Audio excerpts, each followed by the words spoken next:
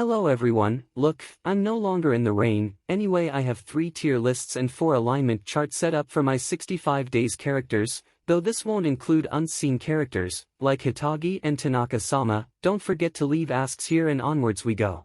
So first we are going to start with story relevance, so as the main character AI would go at the top, and Kuri would go with him as the antagonist and love interest. Even with AI and Revei's friendship dropping off then slowly coming back, I'd say they're pretty relevant, as well as Eiichiro. Orchid did come in later, but I think she'd still be a tier. Maybe I just want her to be because I made her. Kenji would probably go in A as well, mainly for his brother's involvement. Umi did not have a lot of time, neither did Masami. Meiji is kind of the only middle friend of AI's I remember, so B. As the first to die, Nazen barely did anything. As the second, Nishi barely did anything. C tier for Kiyohisa, mainly because she was around. Yaijiro can join her because she just hated AI, then the kiss happened. I know Ohara was in AI's middle friend group, but I barely remember him. So D tier. I guess Rei kind of matters because she survived and was at some point AI's friend. Shinji, I always forget about him when I think of all the characters, so I don't think he really had much relevance. So D. And there you go, my story relevance tier list.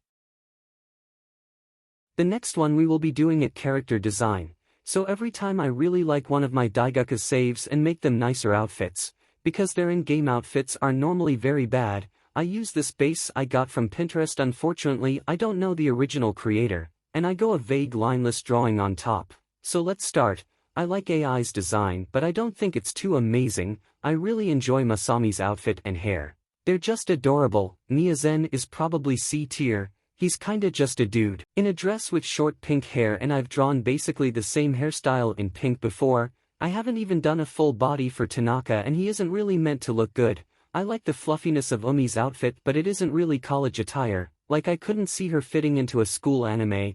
I loved Eiichiro. He was going to be AI's love interest just because I loved the design I did for him. Revei is also top tier. And again, she was supposed to be close to AI because I loved their design. I like Kuri specifically for her hair, the little bow shape. I think it's adorable. Sucks that she's a murderer, but I regret not waiting to see how often she wears that outfit because she's normally in the red and yellow shirt and pants. I'll put her as A. I love Kiyohisa just for the hair I gave her. Whenever I see her in game, I'm always disappointed her hair isn't out. Nishi is subpar. She's alright. Orchid I haven't draw properly, but I like her hair more than Kenji's. Meiji's pretty good, but like Umi, he isn't really college attire, he's just a fancy guy. Yaijiro is D tier.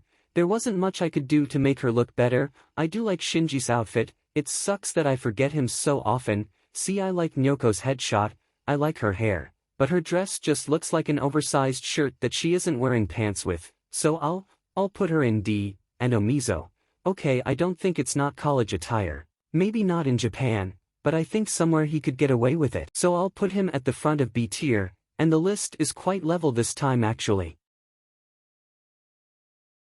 Okay, onto alignment charts. This one will probably be the most normal one out of the 4. We have high empathy, low empathy, loose morality, strict morality. First we'll start with I would put him in the lower left corner. He has his life rules but doesn't abide by them much, especially not the following other people, and he's very self-focused. I'm not sure how the characters actually went about displaying these traits, but I would put Mayumi up in this upper left corner. It probably all depends on the situation for them, and they play devil's advocate in some sense. I've put Eiichiro in the top right box since I think he probably has a rule about, quote, no sympathy for the stupid, unquote. He sticks to that yet still leans more to being empathetic. As the most Yandere in the series, Kuri has strict morality and practically no empathy. I believe for her everyone is far game to kill even if you're close friends with her. I'm putting Kiyohisa on the line between loose and strict morality because I think it really does depend on all factors for her, but she sways to not being empathetic in the end.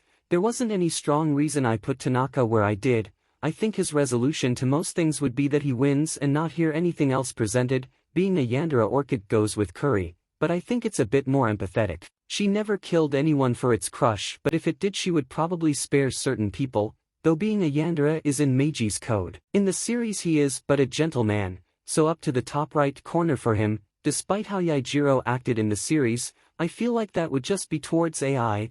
I'll put her on the opposite side of the empathy scale to Kiyohisa. Nazen's baseline is not caring, but it also depends on the day, the time, your relationship to him. Umi's going around the Yandere corner where she belongs, and a little bit under Kenji. We just didn't have much time with her. Revei goes opposite on the strict loose scale to Tanaka. I had the issue of forgetting everything about Shinji again, so he is our true neutral. I put Nishi around Shinji, because as our second death. Okay, compared to just forgetting Shinji, I think Nyoko is an actual true neutral. O'Hara's around where Umi is, but less strict. If you messed up, you messed up, but there's a 40% chance the mess up won't be recognized. And there is the empathy morality alignment chart.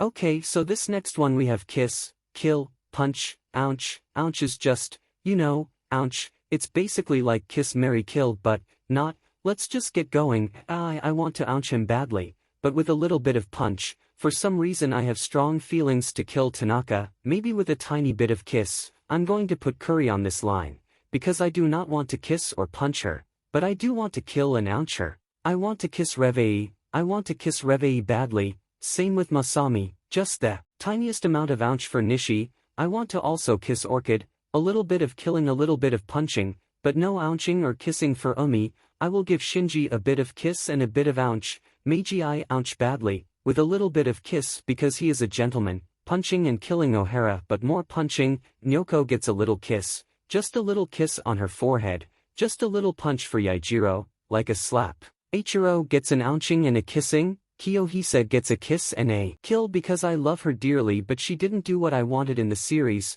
And Nazen, I will ouch him gently, and there we are, we've got a big cluster at the top.